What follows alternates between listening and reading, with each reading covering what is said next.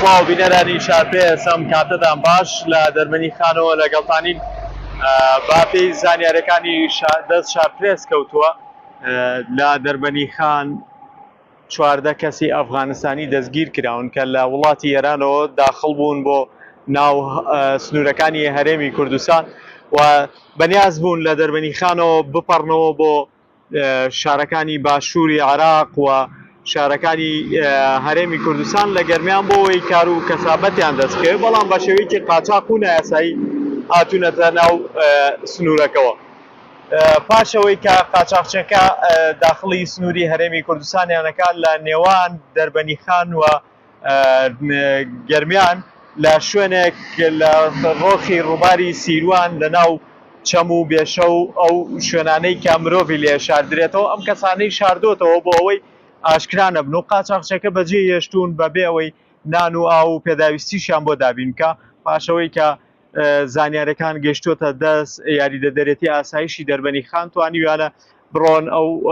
کەسانە دەستگیر بکەن و مامەڵەی یاساییان لەگەڵا بکەن و کەسیان بۆ بکەنەوە. هەموو ئەو کەسانەی کە دەستگیر کراون لە ڕەگەزی نێرن تەمەنیان لە نێوان 20 ساڵ بۆ 30 ساڵدایە. لە ماوەی ڕابردوودا ئەمە سێمین ژمارە خەڵکە کە لە دەرەوەی سنوورەکانی هەرێمی کوردستان بە نایاسایی هاتوونەتە ناو سنووری هەرێمی کوردستان. لە یەکەم جار 18 کەس دەستگیر کرا، دواتر هەر لەم مانگی 5 کەسی تر دەستگیر کراوە کە بە نایاسایی هاتوونەتە سنووری دەربەنی خانەوە، هەر لە ناو قەزای دەربەنی خان هەلی کاریان بۆ دابین کرا و لە ناو یەکێک لە کارگەکانە کاریان کردووە. بەڵام هێزەکانی یاریدەدەرێتی ئاسایشی دەربەنی خان ئەوەیشیان وەکو زانیاری پێگەیشتووە دواتر بە دواداچوونیان کردەوە و کەسانیشیان دەستگیر کردەوە. ئێستش ئەم کەسانەی کە دەستگیر کراون لە ڕاگیراون و کەیسیان بۆ کراوەتەوە، ڕەوانەی دادگاکی لێکۆڵینەوە کراون و کەیسەکانیان لە ژێر لێکۆڵینەوەدایە. بە پێ و زانیاریانەی دەست شارپێس کەوتون ئەم کەسانە لە شاری بانەی ڕۆژهەڵاتی کوردستانەوە هێنراون بۆ